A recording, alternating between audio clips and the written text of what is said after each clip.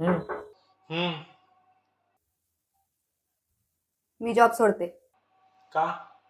का म्हणजे दुसऱ्या कंपनीत जास्त पगार भेटतोय मला, तुम्ही दिला का?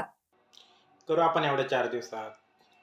त्या दिवसात काय केलंय तुम्ही? इन्क्रीमेंट पण दिली नाही आणि प्रमोशन पण देत नाही, काय करणार आहे तुम्ही आता? बघू तुमच्या सॅलरीमध्ये काहीतरी करू.